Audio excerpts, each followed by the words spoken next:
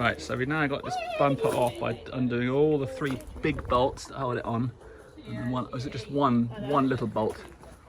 That's a much better look than the other one. There's 3 big ones and then 1 small one.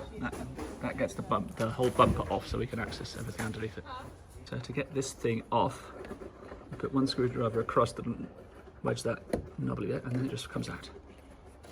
Right, we've now undone the bolts that hold on the condenser. So this is the condenser, this is the radiator, and there are bolts here. We had to take off these rather flappy bits by undoing this bolt, and then there's a little clip at the bottom, and then undoing this one and this one, and this one loosens the condenser.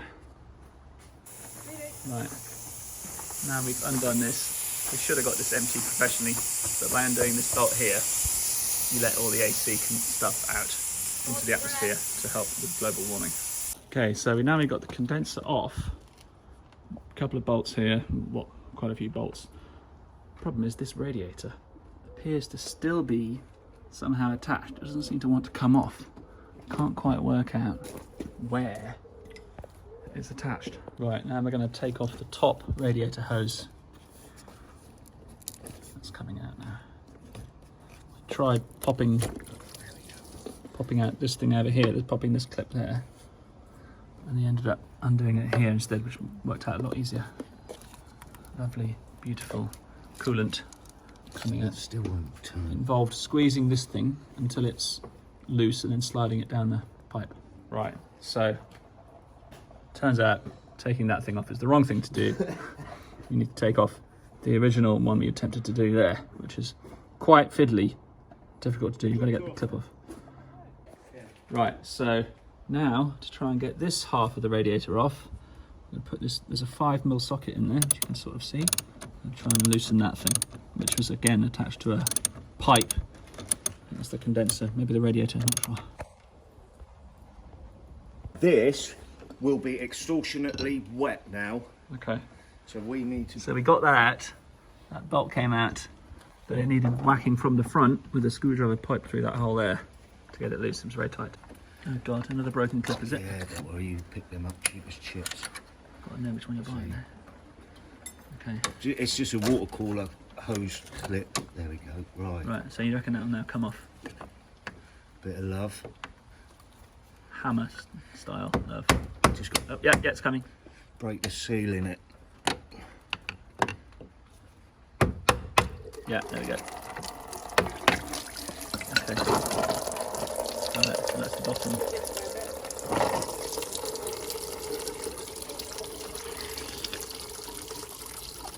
There's a lovely sound. Look, that sits in there like yay. So there's a locating pin there. Okay. So that's, and a locating pin there. Okay. Sits there, which this, Bunch of bolts to go. yeah, the bumper bolt goes in there. Yeah. Okay. And then the 10mm bolt goes back on there. Yeah. Okay. So, and then that, which holds your light, sits on there. On top of it. Same again with the locating pins. Okay. Same pin. Yep. And then they're used. Then you put these in. Yep. And then the rusty one, this one, where the elements have got, sit in there like yay. Okay. All right. All right. Okay, so we finally got the radiator off. The real crux of the matter was the little bolt that's in here. It's a T30. Looks like this, but it was done up from the back. So I had to lie underneath and assemble a tool, this, because it's ridiculously far in, and just about managed to get it. And as soon as that was off, then you have to lever this O-ring seal thing off, and then it just came off. So it's resting on the bottom, you pull it forwards, and then lift it, and then it comes off. Here's the radiator in its removed state. We've got all these bolts, but it's useful to see what's on the back, because this is basically what's holding it on. So it's really only attached in a few places. You've got, here's the inlet hose at the top, the water at the top, there's the water at the bottom. This was the famous bolt that was a nightmare to take off. Here's the O-ring seal next to it. And there was another one at the top, which was much easier. And that's basically it. Right, start again. These just slide out. Oh, they slid out. Yeah, okay, they that's- slide out. That's why I was okay. Yeah. right. So, So that wasn't a big deal to undo No. those to separate them from the. These are just undone. What is that one? I don't know. It might be an impact sensor Okay. or something, or air temperature sensor. Yeah. But they go. Just screw in here. Okay, that was easy enough. Yeah. Unbolt them. Yep. Right. And they laid off. Just undone the light cluster. Hang on. If this was attached here, why did you need to take it off? Well, because in a minute all this has to unclip. Does it? Yep. Why? The whole point is we've undone the wires from here. So Yeah, what but we we've gonna- still got this one here. Oh, what? If this one. Where's my light? Right, so update. We decided to take the whole front off here to get access stuff here. The condenser's come off. Finally, there's a lot of trouble getting one of these things off. There's a clip. Didn't look too hard, but you had to cut the clip, and that was really tricky. And then the condenser's still dangling on all these cables, so just took off the this thing, whatever this is. Is this actually a compressor? I'm not sure what it is. That thing's come off. So that the condenser can be taken out of the way. And then we're going to try and lift the whole front off like that. Okay, right, so we finally got this front bit off. What do we have to detach? These two down here, which we think are oil, possibly oil cooler. Lots of electrical clips over here, which came off because these things, they just sort of slide in here. You just slide them out the top. You unclip them and then slide them out the top. That worked pretty well. What else was there, Steve? Attaching this. Oh, obviously bolts. So there's two bolts here.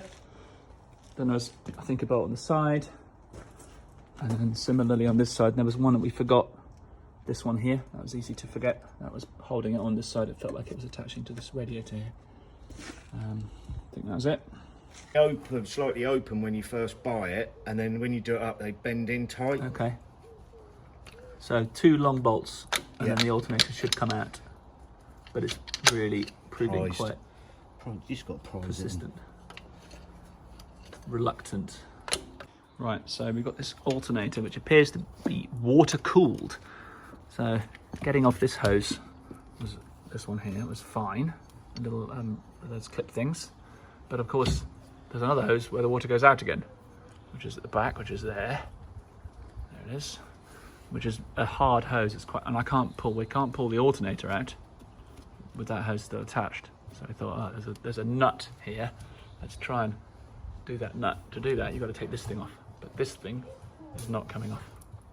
Right, so getting the alternator out is a pain in the arse because it's got its own water cooling, and the water pipes. Well, you can see them, sort of. There they are, and they are bolted in with this bolt here, which is facing the back.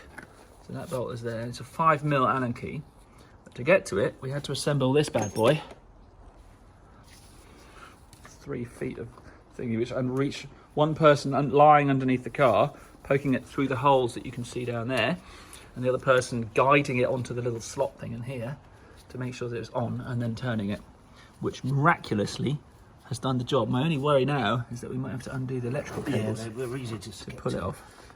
Right, so we have finally got alternator out, oil cooler out. Prime suspect right now are these O-rings here and here, which are obviously old and knackered, and maybe the source of the leak, which appears to have gone downhill from here. So this is dry and free of oil, but this is very oily, and this puddle here, that's been there.